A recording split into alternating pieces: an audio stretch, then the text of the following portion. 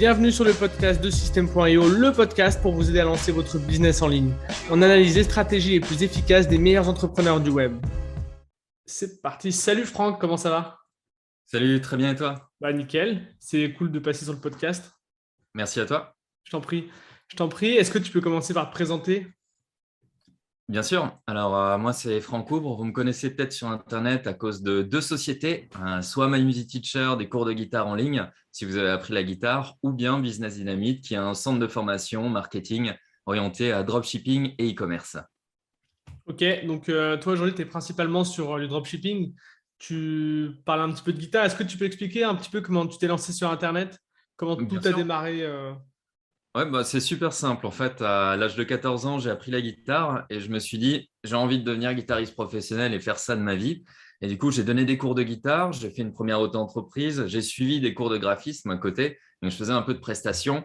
Je me suis rendu compte que vendre mon temps directement comme ça, c'était pas trop ce qui me plaisait. Je voulais optimiser tout ça et le vendre en automatisé. Et du coup, j'ai créé My Music Teacher avec un associé dans le but, tout simplement, d'enseigner la guitare de manière totalement automatisée. Et en travaillant justement sur la thématique des cours de guitare en ligne, on avait une technologie innovante qui détectait le son qu'on jouait à la guitare. Et le truc, c'est que pour améliorer cette détection, on avait besoin de câbles pour brancher la guitare sur un ordinateur. Et c'est comme ça que j'ai commencé à m'intéresser au dropshipping et au e-commerce, parce qu'on s'est mis à chercher du matériel pour les guitaristes. Et de fil en aiguille, je me suis dit, tiens, on peut faire une boutique d'instruments de musique, on peut faire une boutique d'accessoires, enfin plein de choses dans le genre. Je me suis dit ensuite, j'aime bien enseigner en tant que professeur de guitare, alors peut-être qu'enseigner le marketing aussi et ce genre de choses pourrait être intéressant. C'est comme ça du coup que Business Dynamite est né dans le but d'enseigner le marketing et le dropshipping. Et Business Dynamite, c'est une sorte de gros laboratoire. Je fais un peu de MLM dedans, je fais du SEO, j'adore le SEO par exemple, et je fais aussi du coup de la crypto-monnaie. Et du coup, actuellement, je travaille beaucoup sur cette thématique-là. Ok, donc ça y a beaucoup de choses. On va reprendre un petit peu depuis le début. Tu Totalement. faisais de la guitare, tu t'es lancé Ouais. dedans avec un associé. Donc la première question que j'ai, c'est pourquoi tu t'es associé? Alors, tout simplement parce que j'avais pas les compétences techniques pour développer la fameuse technologie qui écoute en fait en temps réel si on joue juste ou faux de la guitare par rapport à une partition ou ce qu'on appelle en fait une tablature. Donc, mon associé, lui, ça a permis de faire deux choses. Déjà, d'avoir une personne en plus dans le projet, donner de la crédibilité, d'avoir aussi du soutien et de montrer que voilà, lui, il va s'occuper de la partie technique. Moi, je vais m'occuper de la partie pédagogique et marketing et de bien scinder justement les tâches qu'on va s'occuper. Ok, ça marche. Là, ton associé, c'était un ami. Comment tu l'as trouvé? Alors, c'est un ami, on a fait le lycée et le DUT informatique en fait ensemble. Ensuite, on s'est un peu perdu de vue et puis, au fur et à mesure, on a commencé à discuter. On avait tous les deux envie d'entreprendre sur quelque chose et ça s'est fait naturellement. J'aurais pu peut-être faire des recherches, d'autres associés et ainsi de suite. Et c'est vrai qu'il y a toujours le sujet du est-ce que c'est intéressant de travailler avec des amis ou non. Et là, c'était bien parce que je savais que c'était une personne qui était franche et qui était fiable et qui en plus avait les capacités de faire en fait ce type de projet. Ça marche. Donc tu t'es lancé avec cet ami-là donc, pour développer une tech en fait pour apprendre la guitare, aider à apprendre la guitare. Exactement, Ok, c'est ça. ok. Ça, c'était en quelle année à peu près? Tu m'as dit que tu avais Alors, 14-15 ans. ah non, qu'à 14 ans, je donnais les cours de guitare, mais Ah oui, c'est à mes 22, 23, ok. 22 ans que le projet de cours de guitare en ligne est né. Donc, il y a eu déjà pas mal de temporisation. Ok. Toi, t'as quel âge aujourd'hui? Là, je viens d'avoir mes 30 ans. Ça marche, bon anniversaire. Merci. Ok. Ok, d'accord. Et du coup, c'était en quelle année que tu as lancé ça? Je parle de la tech vraiment, hein, avec ton La associé. tech, alors, j'avais 22 ans, moins 8, ça a été en 2013. Ouais, En 2013. 2013 qu'on a commencé à travailler là-dessus. Ok, ça marche. Avant ça, tes cours, etc. Comment tu les vendais? C'était quoi ta stratégie? Est-ce que c'était plutôt élaboré ou est-ce que c'était un petit peu plus basique? Tu veux dire les cours que je faisais en particulier avec les Ouais, gens? ouais, ouais, ouais. Ouais. En fait, c'était super simple. J'avais un professeur de guitare à la base qui avait un magasin de musique dans le centre-ville de la ville où je suis né, qui s'appelle Sarrebourg. Sympa. Et, et en fait, lui avait besoin de quelqu'un pour donner des cours de guitare. Et au final, vu que j'avais bien charbonné, ça s'est fait un peu naturellement au moment où il avait besoin de quelqu'un pour le remplacer. Du coup, j'ai pris des cours tous les samedis matins de 7h30 à 14h non-stop. Je prenais les gens à la demi-heure et ça tournait comme ça. Donc, je n'avais pas forcément énormément de besoin de prospecter parce que il y avait l'enseigne du magasin, etc. Il y avait déjà ces élèves qui étaient présents et après, c'est le bouche à oreille qui a fait tout naturellement. Donc là, il n'y a vraiment eu aucune Ouais, pas trop prospection, si ce de. n'est, Ok. voilà, des fois, juste dire à un pote, bah, je fais des cours de guitare, si une fois tu as besoin, Ouais, voilà. ça marche. Si on va un peu plus loin, quand vous avez développé la technologie de guitare, enfin pour apprendre la guitare avec ton associé, est-ce que vous avez investi de l'argent ou est-ce que vous avez fait un petit peu ça un peu dans votre garage, entre guillemets? Alors en fait, pendant 2 ans, vu que je terminais mon master, j'ai eu la chance de profiter d'un programme qui s'appelle Pépite en France et qui est absolument génial. En fait, pendant 6 mois, plutôt que faire un stage dans une autre entreprise, on peut bosser sur notre projet entrepreneurial. On reçoit une enveloppe, on reçoit une paye de stagiaire et on reçoit des formations. J'ai fait ça 2 années consécutives, donc c'était un peu en mode on travaille dans le grenier, ce Ouais. qui était vrai en plus, on travaillait dans le grenier de la maison de mes parents. Et ensuite, on a là cherché à lever des fonds. Et on avait aussi du capital investi. On avait mis de côté en fait 10 000 euros chacun pour le capital social. Et ces 10 000 euros permettaient ensuite de lever plus en prêt d'honneur, puis après en boucle de lever un peu en prêt bancaire, des Ouais. pays, investisseurs et ainsi de suite. Ouais, donc tu avais quand même quelques milliers, voire dizaines de milliers pour lancer ça, ce qui était, j'imagine, suffisant pour lancer un MVP, quoi. Oui, clairement. Et j'ai toujours été un peu dans la stratégie de la fourmi plutôt que de la Ouais, cigale à mettre de l'argent de côté et ainsi de suite. ok, Donc, ça s'est plutôt bien agencé. ça marche. Quand vous avez lancé ça, c'était quoi ta stratégie pour le vendre? Tu faisais le lien tout à l'heure avec le dropshipping. Est-ce que tu peux expliquer un petit peu plus en détail?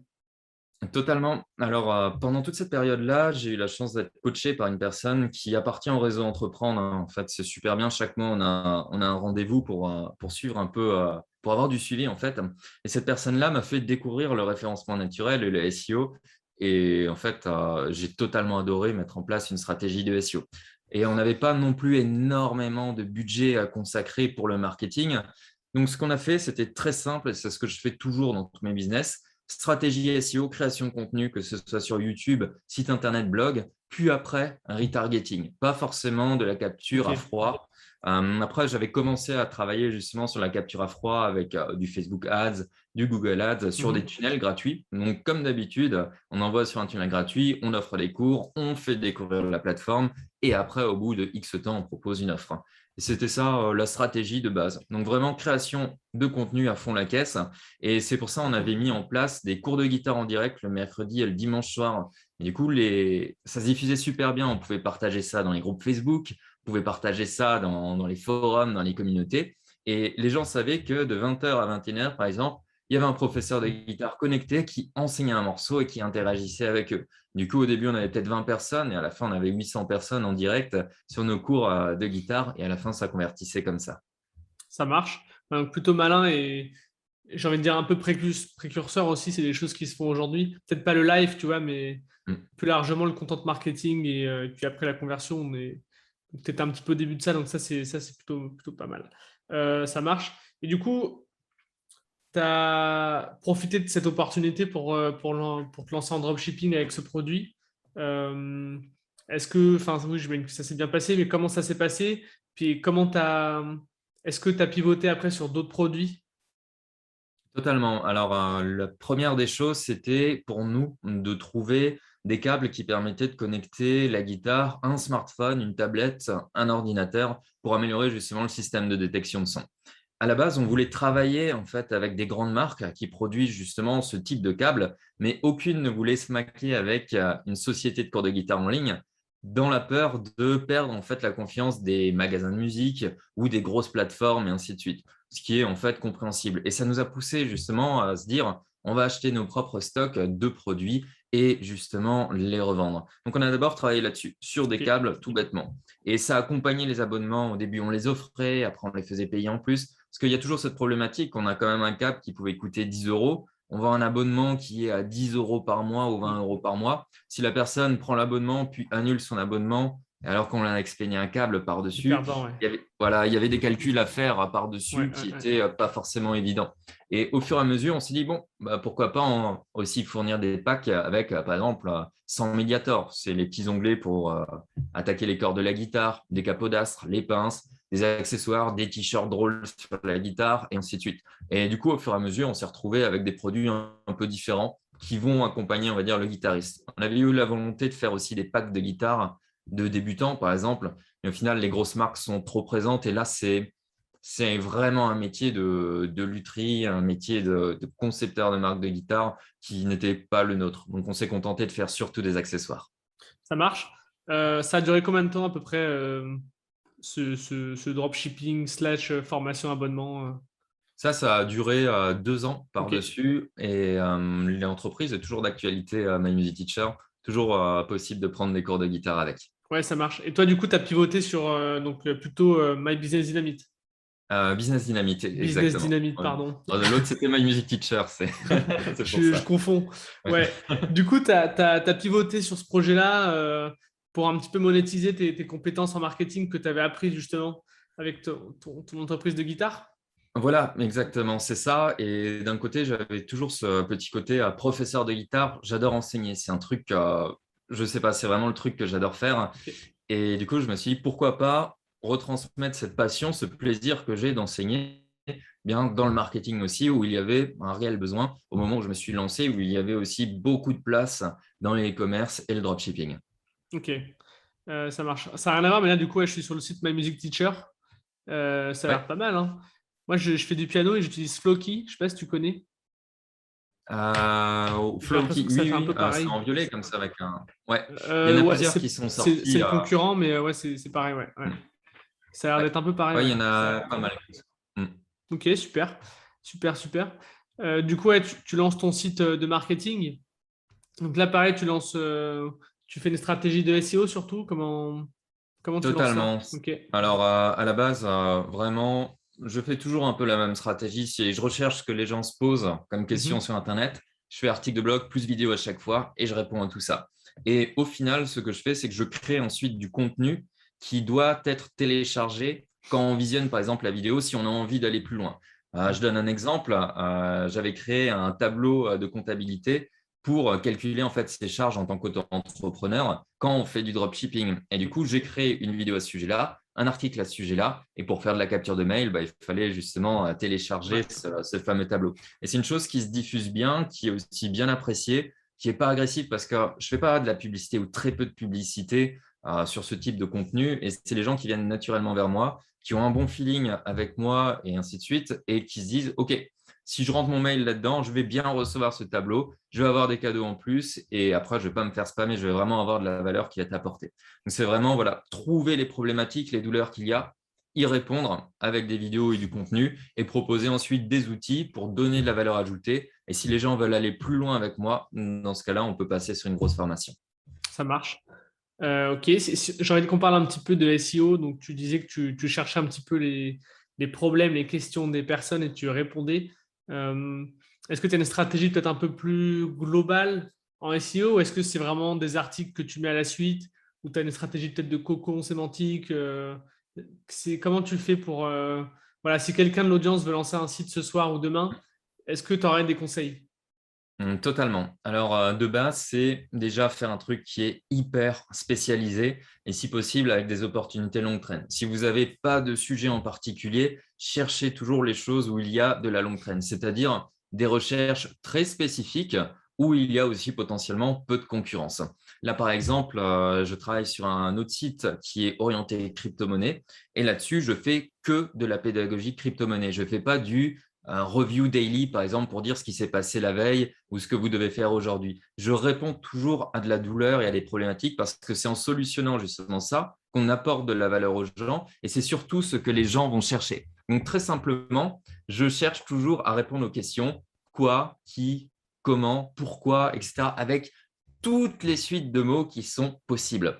Une fois que j'ai fait ça, eh bien, je crée le contenu vidéo, je l'injecte dedans. Le blog renvoie ensuite vers la vidéo. Ça fait une boucle, ça fait un référencement qui est vertueux. Et j'avance toujours comme ça. Et j'ai appris à écrire quand même assez vite. Puis après, au fur et à mesure, j'ai sous-traité justement toute cette partie-là. Donc, si quelqu'un veut se lancer vraiment maintenant d'un point de vue SEO, cherchez une faille, cherchez quelque chose qui n'a pas été exploité, faites un truc hyper ciblé. Et si vous voulez évoluer par la suite, ce site-là, il vous permettra d'envoyer ensuite du jus vers un autre site, etc. Je rebondis toujours un peu sur mes business, je ricoche. le site de dropshipping, de marketing, il va envoyer du trafic vers le site de crypto-monnaie. Puis, un de mes autres sites va renvoyer aussi du trafic, même s'il est sur une thématique marketing. Tout se renvoie et ça me permet ensuite d'avoir un réseau qui est puissant. Donc, toujours penser, voilà, résolution de problème, création de contenu. Les contenus se renvoient la balle et ensuite, ces sites, une fois qu'ils sont terminés, on continue à mettre un peu de contenu dessus pour que ce soit à jour, bien sûr, mais on leur permet de donner de la puissance à d'autres projets et d'autres thématiques qu'on a envie d'aborder. Ok, donc si je retiens 2 mots-clés, c'est synergie et capitalisation sur ce que tu fais en fait. Oui, c'est ça, clairement. Ok, ça marche. Sur ce site-là, du coup, que tu as lancé, tu vends principalement de la formation, tu parles un petit peu de MLM. Qu'est-ce que tu vends exactement? Et on t'a un petit peu expliqué, tu fais du contenu, tu captures des mails, un petit peu classique. Est-ce que Oui. tu veux développer un petit peu ta stratégie sur des points peut-être un peu plus spécifiques? Totalement. Alors, c'est très simple. Vu que j'adore le référencement, je me suis placé aussi sur toutes les plateformes de formation en ligne typées Udemy.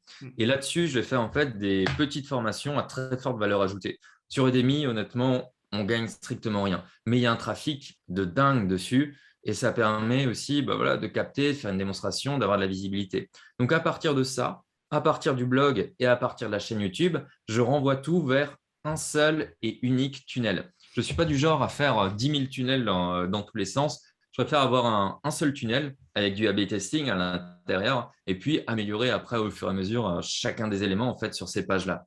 Je vais faire du coup des petites formations, peut-être une formation sur TikTok, une formation sur Snapchat, une formation sur Facebook et les délivrer pour les personnes qui ont envie de tester et d'aller plus loin avec moi, mais pas forcément claquer 1 000 € par exemple dans une formation, d'abord vraiment pour tester. Et ensuite, tout ce trafic-là est dirigé vers ce fameux tunnel où il y a encore une expérimentation où je montre justement des cours qui sont présents dans ma grosse formation de e-commerce où on fait du dropshipping avec la création d'une marque, ainsi de suite. Puis, au fur et à mesure, j'envoie du contenu, etc. Et si j'ai une offre particulière, je la transmets du coup à la base mail. C'est tout. C'est aussi simple que ça de mon côté. Et quand les personnes s'inscrivent, bien entendu, il y a une séquence automatique qui est lancée pour permettre aux gens de se former, de pouvoir avoir les bases et surtout de répondre à la question, est-ce que je suis prêt à aller plus loin avec ce type-là? Est-ce qu'il m'inspire confiance? Et est-ce que moi-même, en tant qu'élève, je vais vraiment m'investir dans ce que je fais? Parce que ça ne sert à rien de vendre une formation à des mecs qui n'ont pas du tout envie d'aller plus loin, justement, et qui vont dépenser ça et se dire, mince, si j'avais su que je n'étais pas entrepreneur peut-être dans l'art, mais ainsi de suite. Puis ça marche. Très clair. Du coup, ces dernières années, tu t'es principalement focalisé sur ce projet. Totalement, ce projet, sachant qu'à chaque fois, je sous-traite. C'est-à-dire que je vais avoir mon ancien projet, par exemple My Music Teacher, qui est en partie sous-traité, où je garde un œil de direction dessus. Puis après, Business Dynamite, où je sous-traite une très, très grosse partie et je reste en fait la figure pédagogique, etc. Ce qui me permet ensuite, après, de créer justement et de gérer d'autres projets. Ça marche. Du coup, par la suite, après ce projet-là, qu'est-ce que tu as développé du coup? Ou qu'est-ce que tu développes selon si tu as mis des choses en place entre-temps? Ouais, alors j'ai zappé de te dire aussi, j'ai une autre structure qui s'appelle Growth Captain et Ok. qui est en fait des applications de référencement naturel. Donc dedans, on a par exemple développé une extension sur Google Chrome qui s'appelle The Hook, l'hameçon, où on va aider les gens à rédiger automatiquement du texte. Donc tu sais, des fois, tu es en train de te dire quel type de mots-clés je Ouais, dois j'allais mettre voir. dans mon texte et tout. C'est un peu embêtant, je ne sais pas quoi mettre. Et est-ce que j'en ai trop mis? Est-ce que j'en ai mis pas assez, etc. Voilà, c'est une manière très très simple, très ludique et hyper efficace de rédiger ton texte en insérant les bons mots-clés sans suroptimiser. Donc, ça protège en fait de la suroptimisation et du coup des bans de Google. Et on crée en fait d'autres services comme Autolink aussi, qui est une application sur Shopify qui permet de créer en quelques clics plein de liens dans ses boutiques Internet plutôt que passer à chaque fois manuellement sur chacun des mots-clés et chacune des pages. Donc là, on a travaillé là-dessus, donc j'ai ça encore en parallèle. Ouais.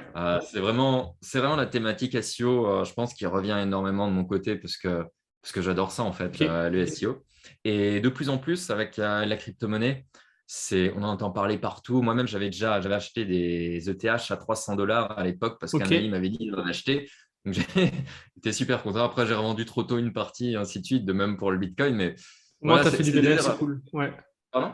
Au moins, non, je dis au moins, tu as fait du profit, donc t'as pas perdu Oui. d'argent, même si tu as vendu trop tôt. Oui, voilà, ouais, de toute façon. Et c'est le jeu, on ne peut pas Ouais, prédire bien sûr. l'avenir, tout peut exploser du jour au lendemain, etc. Mais j'aime bien parce que ça ouvre beaucoup de nouveautés, de possibilités. On a souvent tendance à se dire que voilà, la crypto-monnaie, c'est presque une action qu'on peut acheter et vendre, alors que ça n'a rien à voir avec une action de société. Et on ne voit pas la technologie qu'il y a derrière, on ne voit pas tout le potentiel que ça peut avoir. Par exemple, très peu de gens savent qu'en fait, dans la crypto-monnaie, la blockchain, ainsi de suite, tout est inscrit dans le marbre une fois que c'est défini. Dès qu'une transaction est faite, Mhm. dans la majorité des cas, hein, bien entendu, c'est marqué à vie que telle et telle personne a versé de l'argent à telle et telle personne. Ce qui permet par exemple de créer des preuves juridiques pour les assurances, de suivre un peu l'argent qui transite, etc., Mhm. d'un endroit à l'autre pour financer des choses. Et ça permet de créer plein de services hyper intéressants. Et notamment aussi, par exemple, dans le gaming, dans les jeux vidéo, où tu as des personnes qui jouent et qui peuvent gagner plus qu'un ingénieur par mois parce qu'ils jouent tout simplement à un jeu vidéo. Et la création aussi des métaverses, des univers parallèles, etc. etc. Bref, il y a tellement de choses que je vois tout un nouveau monde qui s'ouvre et je me dis, j'ai trop envie de rentrer dedans et faire des tests et voir qu'est-ce qui se passe et lancer un gros truc dedans et mettre mon nez dedans, en fait, tout simplement. Mhm. Ouais, je comprends.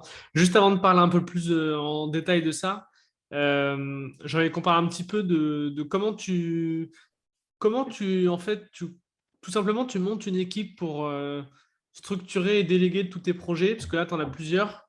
Oui. C'est pas évident, les personnes qui ont des prestataires ou des employés le savent.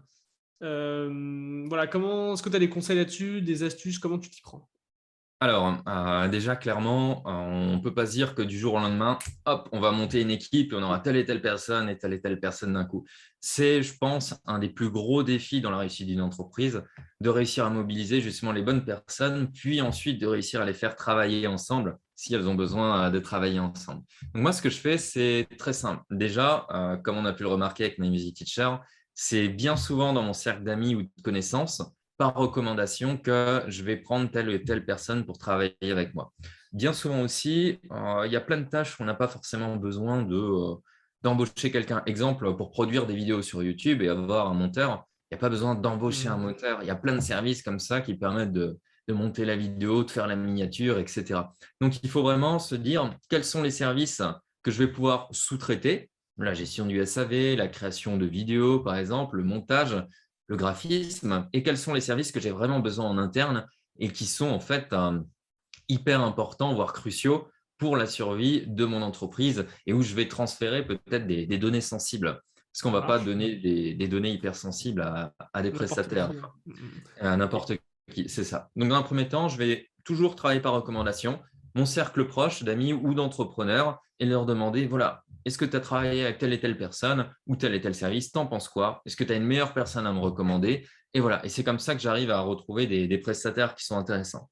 Ensuite, pour les employés, c'est à peu près la même chose où on passe par un cabinet de chasseurs de tête. Ça peut être clairement intéressant aussi. On décrit tout simplement le profil qu'on a besoin. Eux, ils vont faire une recherche et nous proposer en fait des profils intéressants. Et si ça match, on paye justement pour la recherche. Néanmoins, voilà, je préfère quand même avoir eu un contact humain avec les personnes, etc., pour les intégrer dans mon équipe. Ok, ouais. Après, là, ouais, c'est des méthodes que tu donnes un petit peu plus quand tu as déjà une entreprise, j'ai envie de dire, entre guillemets, une vraie Oui. entreprise un petit peu structurée.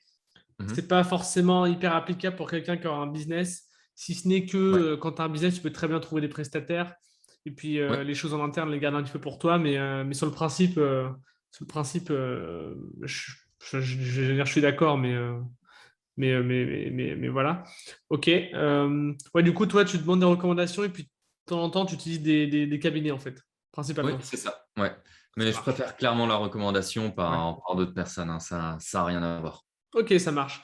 Si on va un peu plus loin donc sur la crypto, toi, Oui. tu as découvert ça avec ton ami qui t'a recommandé l'ETH, du coup? Oui. Ouais. Et ouais, exactement. J'ai découvert ça. Je crois que c'était.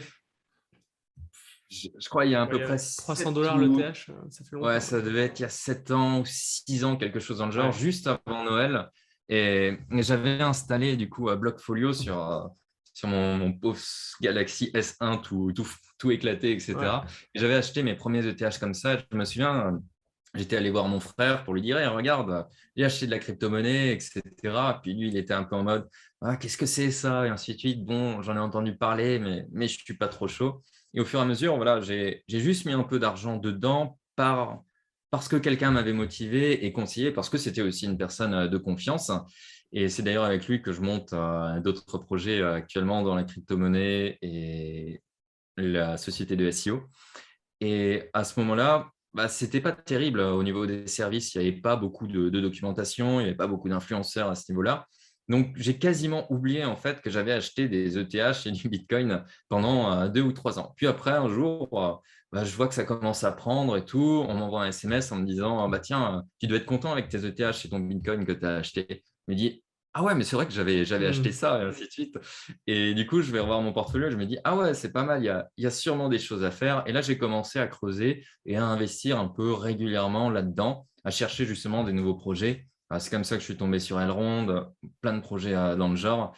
Et au fur et à mesure, je me suis dit, bah, ça, c'est l'avenir, c'est sûrement peut-être les business de demain, on va l'accepter aussi en paiement, etc. Il faut absolument que je regarde comment ça se passe. Est-ce que c'est sorcier? Est-ce que c'est facile? Est-ce que ça peut être enseigné? Et est-ce que ça m'intéresse aussi de l'enseigner? Et au fur et à mesure, c'est comme ça que je suis tombé dans la crypto. Ok. Aujourd'hui, qu'est-ce que tu mets en place dans la crypto? Donc, tu lances des projets, tu peux développer un petit peu Bien là-dessus? sûr. Alors, j'ai une chaîne YouTube qui s'appelle Professeur Crypto, qui permet d'apprendre la crypto basiquement et le plus simplement possible. Ça ne va pas être, par exemple, de l'analyse théorique où je vais utiliser plein de mots hyper compliqués. Le but, c'est vraiment, on passe cette vidéo, par exemple, à nos parents, à nos oncles. Ils regardent la vidéo, ils se disent, ah ok, ce mec, il a très bien expliqué la chose, j'ai compris enfin ce que c'est la crypto et je comprends comment ça fonctionne. Donc, il y a ça avec le site. Il y a une formation hyper simple et hyper basique sur la crypto-monnaie et une formation où je parle un tout petit peu plus de tout ce qui est les rendements, la DeFi, etc. Bref, quand on place en fait de la crypto-monnaie et qu'on peut obtenir en fait des pourcentages et des intérêts dessus. Ouais. Donc c'est vraiment ça mon fer de lance pour la crypto-monnaie. Mais le but, c'est d'éduquer des personnes dessus, qu'elles prennent du plaisir à découvrir tout ça et pas se prendre la tête voilà, avec des termes hyper compliqués. Je me souviens qu'au début, quand j'ai commencé à apprendre la crypto, je tombais sur des vidéos et en 2 ou 3 phrases, le mec il m'avait perdu tellement il y avait des mots compliqués qui étaient utilisés. Là, le but, c'est vraiment d'être beaucoup plus pédagogue là-dessus. Et l'objectif, c'est d'impulser ensuite un gros projet de crypto-monnaie que je suis en train de monter. Alors, de crypto-monnaie dans le jeu vidéo.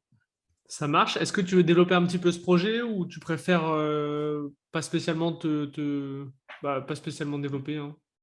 Alors, je peux juste donner quelques éléments et quelques phrases parce qu'on est justement sur les dernières phases de développement. Ok. On en entendra parler de toute façon dans les prochaines Oui, bien semaines. sûr. Mais c'est un jeu vidéo avec une crypto-monnaie dessus. Le but, c'est que les personnes qui vont jouer à ce jeu vidéo gagnent réellement de la crypto-monnaie et de l'argent et puissent en vivre. Et on n'est pas là pour sortir voilà, le énième jeu vidéo qui est juste on appuie sur un bouton, etc., comme sur mobile et ainsi de suite. On est là pour créer une véritable immersion où les gens vont pouvoir vraiment s'amuser et gagner du coup de l'argent par-dessus. Par exemple, il y a beaucoup de NFT qui sont sortis. Mhm. Si vous ne savez pas ce que c'est des NFT, c'est des non-fungible tokens. C'est, si vous voulez, des images, de l'audio, peu importe, qui ont une preuve en eux que vous disposez de l'authentique. Ouais. Et ça peut sembler un peu bête de dire oh, j'ai une image en JPEG d'un chien ou de je ne sais trop quoi qui vaut des millions ou des dizaines de milliers d'euros alors qu'on pourrait la copier-coller. Mais en réalité, c'est comme l'art. L'original de la Joconde, il vaut des millions, mais les copies qu'on a et qu'on accroche sur son mur, elles valent que dalle. Et là, Ouais. c'est la même chose en fait dans le monde du numérique. Le grand problème, c'est que les NFT créés actuellement, bah, ils n'ont pas de fond. C'est juste un peu du buzz et j'achète, j'attends, ça prend de la valeur, je revends, mais il ne sert à rien. Nous, on veut Mhm. créer une véritable utilité des NFT dans le jeu vidéo. Ok, ça marche. Ça marche super. Tu disais que tu avais commencé un petit peu, quand tu as découvert les cryptos, à t'intéresser, à faire des recherches, à fouiller. Est-ce que tu aurais des conseils aujourd'hui pour les personnes qui s'intéressent aux cryptos voilà, pour trouver des projets intéressants, Totalement. tout simplement? Alors, bien souvent dans l'entrepreneuriat, on dit qu'il vaut mieux une équipe de première catégorie et un projet de deuxième catégorie plutôt que l'inverse. Et c'est totalement le cas aussi pour les projets de crypto-monnaie. Moi, ce que je fais à chaque fois, c'est que je regarde l'équipe qui est à l'intérieur d'un projet plutôt que le projet en lui-même dans un premier temps, pour voir s'ils ont de l'expérience, pour voir si ce n'est pas un scam, pour voir s'ils peuvent rebondir, si ces personnes existent réellement, parce qu'il y a plein de projets crypto où on ne sait pas le visage du créateur. Et aussi étonnamment qu'on puisse le dire, bah, le Bitcoin, on ne sait pas le visage du créateur ou des créateurs qu'il y a derrière. C'est vrai. Mais ça a très bien fonctionné. Mais du coup, là, le but, c'est vraiment déjà de sécuriser en se disant, si on a envie d'investir dans un projet en crypto, on regarde déjà le site Internet, l'équipe, est-ce qu'elle est réelle? Est-ce qu'ils montrent leur vrai visage? Est-ce qu'ils ont déjà eu des expériences, des échecs ou des réussites? Peu importe, hein. Et tant mieux s'ils ont eu des échecs auparavant parce qu'ils ont compris pourquoi leurs projets ont planté justement avant. Ensuite, on va lire des documents. On a ce qu'on appelle le white paper ou le livre blanc qui va être présent sur le site et qui va montrer la technologie à l'intérieur, la tokenomie, c'est l'économie, si on veut, de la crypto-monnaie qu'ils vont créer, etc. Et voir aussi la roadmap, donc en fait, le plan d'action mois par mois ou année par année de ce qui va être mis en place. Déjà, ça, c'est des éléments hyper importants. Et si je suis en phase avec ça, avec le projet, il y a des projets qui peuvent se lancer, qui sont à côté de la plaque, j'investirai pas dedans. Et des projets où je me dis, là, il y a un vrai besoin. Là, au niveau de la concurrence, il n'y a pas grand-chose, ou il y a de la concurrence, mais il y a encore pas mal de place. Je vais investir dedans. Et surtout, je pense le meilleur conseil que je puisse dire, c'est ne regardez pas les groupes de personnes qui ont l'air expérimentés, mais qui ne le sont pas, et qui font beaucoup ce qu'on appelle du FOMO, donc du Fear of Missing Out, et qui vont dire « Ah, cette crypto-monnaie, c'est to the moon, c'est ci, c'est ça », et qui font que répéter en fait les choses, un peu comme des perroquets en fait, en réalité, et qui excitent un peu les autres gens. Les autres gens sont emballés dedans, ils mettent de l'argent dessus, alors qu'il n'y a plus rien derrière et qu'il n'y a aucun fondement, et que la personne qui a ameuté tout le monde, en réalité, elle a juste balancé ça comme ça parce qu'elle a entendu quelqu'un d'autre le dire. Il faut vraiment s'éloigner, je pense, des groupes où il y a 10 000 messages, on dit il faut acheter ça, il faut faire ci, non, il faut faire ça, blablabla, hyper rapide, hyper pushy, et rester vraiment sur des bases du sang-froid, de l'analyse d'abord théorique, et après de l'analyse technique, ça marche très bien l'analyse technique. Moi, je n'en fais pas. J'en fais pas parce que ça ne m'amuse pas, en fait. C'est aussi simple que ça. Et voilà, je pense que on garde son sang-froid, on pose les choses sur la table. Est-ce qu'on y va ou non? Qu'est-ce qui s'est passé aussi auparavant? Quelle est la concurrence? On regarde un peu les news qui se passent sur Internet, on regarde un peu les bonnes références sur YouTube qu'on peut trouver et historiquement qui sont bonnes, qui donnent des bons conseils en crypto, et on y va à ce moment-là. Ok, ça marche. Bon, en fait, enfin, comment dire, j'ai un petit peu l'impression que ta méthode, ça ressemble à une méthode que tu utiliserais pour investir dans une entreprise, hein. Tu regardes les fondamentaux, Totalement. le marché, est-ce que c'est cohérent? Et en fait, voilà, tu investis sur un projet plus que sur une crypto en elle-même. Totalement, Euh, je garde très longtemps en fait mes ouais, crypto-monnaies, plusieurs années. Le TH ou le Bitcoin, bon là je l'avais oublié. Ça ouais. c'est vrai, mais le cas de Elrond par exemple, où j'en avais acheté pas mal à l'époque, c'était il y a 1 an et demi. Je les ai gardés pendant 1 an et demi et je les ai toujours en fait. Et je les garde, ils me font du rendement derrière Mm, et je ne vais pas encore les vendre. Je vais en vendre une petite partie juste pour rembourser mes investissements de base, ouais. mais c'est tout. Parce que je crois réellement à ce projet, au moins sur un horizon encore de 3 ans. Ok. Ouais, c'était ma prochaine question. Quel est ton horizon d'investissement? Mais du coup, tu viens d'y répondre, c'est plutôt sur Mm. le très long terme. Ok. Ouais. Tu disais que tu parlais de ressources, de chaînes YouTube. Est-ce que tu as des Oui. exemples de bonnes chaînes YouTube en anglais, en français, chinois, j'en sais rien. Bien sûr. Alors, tant qu'à Chinois, faire, tout en français, plutôt. français, parce que Ouais, c'est déjà bien compliqué de comprendre la crypto. ouais. Sans aucune hésitation, Asher, Ok, qui ouais, fait un ouais. travail formidable, hein, ça c'est clair et net. Il y a Paul de Crypto Formation qui est vraiment très bien. Je le trouve très, très à terre. Lui, il est beaucoup analyse technique. C'est balèze quand même à suivre, mais il explique très bien les choses. Et Crypto Matrix, tout simplement. Si c'est un top 3 que je pourrais dire. Il y a aussi Crypto Future qui est très bien. Ok. C'est Paul comment? J'ai pas pu le noter. Paul, Crypto Formation, Ok. si je peux te retrouver le nom Non, non, parce direct. que je regarde en même temps. Ok, Paul ouais. Crypto Formation, ouais, c'est bien référencé de toute façon. Ouais, Ça marche. vraiment, je trouve ça très, très carré. On ne se connaît pas. Ok. C'est de la pub gratuite, Ouais, mais non, mais il est bon. de toute façon, s'il fait du bon boulot, ça ne servait à rien de pas le citer juste parce que tu ne connais pas, hein. Totalement. Donc, non, non, c'est cool. Ok, donc rien à voir, mais j'ai envie de parler un petit peu de productivité, de comment tu t'organises, parce que tu es sur beaucoup de Totalement. projets. Est-ce que tu as une journée type? Si oui, quelle est-elle? Tu as des routines peut-être? Voilà, dis-nous tout un petit peu sur comment tu t'organises et tes systèmes. Ok. Alors, du coup, moi, mes journées, elles commencent à 9 h jusqu'à 19 h à peu près. Le midi, quasiment pas de temps de pause. J'y vais comme un bourrin pendant toute la partie là, mais je me prends mes soirées, je me prends tous mes week-ends. Il y a aucun souci là-dessus. Et même des fois, en plein milieu de la journée, je prends un petit break. Donc, je me laisse beaucoup de temps pour profiter justement de la vie, des autres choses. Mais par contre, quand je travaille, j'abats une énorme quantité de travail. Et pour abattre une énorme quantité de travail, il faut absolument que je sois focus. téléphone éteint, pas de mail, à part dans de rares exceptions, je vais les consulter peut-être le matin, en début d'après-midi et en fin d'après-midi, mais voilà. Ensuite, énormément, un point qui est très, très négligé, c'est d'avoir un équipement de bourrin. C'est-à-dire que j'ai double écran, j'ai un ordinateur de compétition, fibre optique et ainsi de suite. Le but, c'est de ne pas passer trop de temps à attendre qu'une page se charge ou de faire telle et telle action, etc. C'est bête et méchant, mais dans le calcul, en réalité, on perd un temps énormissime. Et pour être le plus productif au maximum, je fais ça. Ensuite, je refuse quasiment tous les appels téléphoniques et tous les calls. Je fais, à part, par exemple, pour faire un podcast, J'allais dire, on a de la chance. bien entendu. Ouais. Mais tu vois, pour organiser le podcast, ça ne me serait jamais venu à l'idée de téléphoner ou d'échanger, tu vois, comme ça. Ouais, bien Je sûr. fais tout par écrit parce que ça me laisse une trace. Ça permet aussi aux autres personnes qui travaillent des fois avec moi d'avoir une trace pour reprendre les choses. Et par-delà, ça permet aussi de formaliser les choses. Bien souvent, quand on est au téléphone avec quelqu'un qui va nous demander quelque chose, ben, on va avoir des il faut faire ci, ah, attends, et j'aimerais savoir que. Et ça n'en finit plus. Alors qu'avec du texte, bam, bam, bam, juste avec des points, des choses super rapides, on gagne un temps fou et on avance hyper rapidement. Ensuite, je sous-traite toutes les tâches qui me prennent du temps ou qui m'énervent. Ouais. C'est-à-dire que le SAV, par exemple, pour répondre à quelqu'un qui dit « Ah, j'ai pas reçu mon colis alors qu'il est dans sa boîte aux lettres », ça, jamais de ma vie. Bien sûr. Je m'en suis occupé au début, bien entendu. Et c'est une chose que je recommande au début de faire d'ailleurs, de mettre les mains un peu dans le moteur et de voir comment ça fonctionne, ce genre de choses. Parce que comme ça, on apprend la valeur un peu de l'argent qu'on va dépenser pour sous-traiter tout ça. Donc, je vais sous-traiter le maximum là où je ne suis pas essentiel. Et la grande question à laquelle je réponds pour être le plus productif, c'est de me dire comment je vais gagner un maximum de temps pour faire les tâches qui apportent de la valeur. Et à ce moment-là, ben voilà, je sous-traite tout le reste. SAV, SEO maintenant, clairement, rédaction de contenu, ainsi de suite. Oui, j'imagine que tu ne vas pas écrire des articles Non, toi-même avec tout le mais boulot que tu as. Ouais. je le faisais quand même pas mal de fois parce que Ok. j'aimais bien ça, mais bon. Et tout ce genre en fait d'éléments, création de graphisme, miniature, création de logo, tunnel de vente, j'aime bien les faire parce que j'en ai qu'un seul.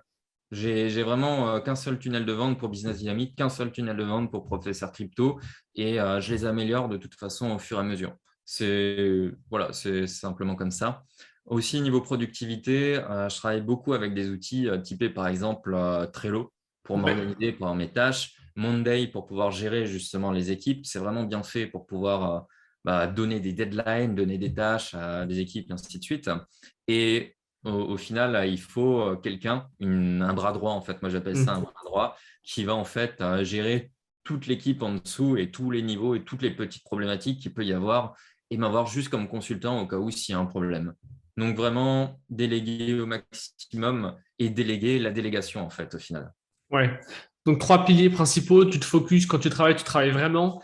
Deuxièmement, tu as des équipements pour réduire au maximum la friction entre ce que tu veux faire et ce C'est que ça. tu fais effectivement. Et troisième élément, la délégation. Les Ouais. 3 piliers de ton organisation. C'est ça, et pas mal d'automatisation avec Zapier quand même. Je me Ouais. suis pris un peu de temps pour apprendre ce qu'on pouvait faire avec Zapier. Et des fois, ça sauve des vies, rien que pour des signatures de documents ou de la comptabilité. Genre, mes factures tombent dans mes mails, ça Ouais. récupère tous les PDF et toutes les factures, ça les met dans un drive. Et mon comptable, c'est que voilà, il va retrouver automatiquement toutes les factures, plus rien à faire et personne à embêter. Et c'est top, quoi. Ouais, bien sûr. Ok, ça marche. Est-ce que tu lis peut-être? Je lis, mais Ouais, après, j'ai un peu moins lu là dernièrement. En ça fait, marche. je lis beaucoup les 3 livres, on va dire, que j'ai vraiment aimé. C'est les livres de Russell Brunson, Ouais, du mec de ClickFunnels. ouais, Et c'est très bien fait, c'est très bien mis, bien écrit. J'ai bien aimé Says Like Crazy, mais je ne sais ouais. plus le nom de la personne. Je suis Moi très non plus, mauvais en mais ça. c'est un bon livre. Ouais, ouais. Ouais. Et Influence et manipulation, je le recommande énormément. Ouais. C'est un super livre. C'est un peu les piliers de ce que j'aime, mais sinon, après la lecture, je la garde plus pour la passion et la détente, on va dire. Ouais, bien sûr, ça marche. Ok, ça va. Bah, c'est des classiques, hein, de toute façon. Oui, oui, totalement. C'est vrai que j'aime beaucoup Influence et Manipulation, je l'ai lu plusieurs fois. Ok, ça roule. Si tu avais un conseil à donner aujourd'hui pour quelqu'un qui veut lancer son business en ligne, c'est quand même la majorité de notre Hmm. audience, enfin, c'est ce que veut faire la majorité de notre audience, ce serait quoi pour toi? Le conseil. Le conseil, ce serait d'entendre les personnes qui ont réellement une plus-value à apporter et ne surtout pas entendre tous les autres. Et tous les autres, ça va être à peu près 95% des gens qui vont vous donner des conseils alors qu'ils n'ont aucune expertise dedans ou qui vont vous démoraliser, etc. Allez chercher les conseils des personnes qui ont déjà fait des choses, qui ont été confrontées justement à un lancement, au fait de devoir croire en soi-même, que son produit est bon, et ainsi de suite. Et du coup, dans cette lignée-là, de ne pas hésiter toujours à prendre conseil. On a toujours peur de se dire, ouais, voilà, si je pose une question à tel et tel entrepreneur, est-ce qu'il va me répondre, etc. Et au final, des fois sur LinkedIn ou par Messenger ou par mail, le monde est assez petit, notamment dans les business en ligne. Mm. On peut très, très vite poser une question et avoir une réponse tout à fait amicale et tout à fait développée qui va totalement nous débloquer. Et ça, ça vaut de l'or. Et au début, je n'osais pas le faire quand moi, je m'étais lancé dans mes premiers business. Et c'est quelque chose qui m'aurait fait éviter des erreurs absolument énormes. Donc, tout simplement, voilà, écouter les bonnes personnes et surtout pas écouter les personnes qui n'ont aucune connaissance d'un business en ligne ou qui font semblant d'en avoir. Et donc, ouais, vraiment trier le bruit Ouais, de ce qui a vraiment de la valeur. C'est très bon conseil. c'est un Ouais, gros tri et c'est important de le faire, je pense. ok, très bien. C'est quoi la suite pour toi? Donc, tu l'as un peu dit, c'est les cryptos sur le moyen terme en tout cas, j'imagine. Voilà, c'est ça. Ou même long terme, en Long et fait. long Là, ça terme, va hein. être du gros projet derrière. Donc, la suite, c'est focus là-dessus Ouais. à 99%. Et les 1%, c'est pour piloter, en fait, le reste ou par plaisir de faire des vidéos et ainsi de suite. Mais tout le reste est piloté, tout le reste est bien, ça tourne bien comme ça. Donc, maintenant, c'est focus sur ce nouveau projet. Super, ça marche. Pour terminer, où est-ce qu'on peut te retrouver si les gens veulent en savoir plus pour toi, donc sur ton site, sur ta chaîne Bien sûr. Alors, il y a 2 chaînes YouTube, mhm, Professeur Crypto, tout mhm. attaché, et Business Dynamite. Et sinon, tout simplement, mon Telegram qui est tout simplement /Business Dynamite, enfin, @Business Dynamite, où je transfère en fait toutes mes informations sur ce Telegram. Ça marche, bah, tu les as cités plusieurs fois pendant durant l'épisode. Tu m'enverras les liens où je les retrouverai et puis je les mettrai dans la description. Avec Super. plaisir, merci.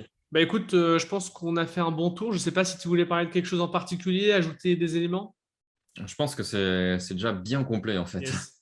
Bah nickel. Bah écoute, Franck, je te remercie. C'était Merci un à grand toi. plaisir. Yes. À bientôt. Salut. À bientôt. Salut, merci. Allez, salut. Merci à toi d'avoir écouté l'épisode jusqu'au bout. Si tu as aimé, je t'invite à mettre 5 étoiles sur les plateformes, à commenter, à partager auprès de tes amis. Puis si tu as des retours à me faire, n'hésite pas à me contacter à antoine@system.io. Et moi, je te dis rendez-vous à la semaine prochaine. Allez, salut!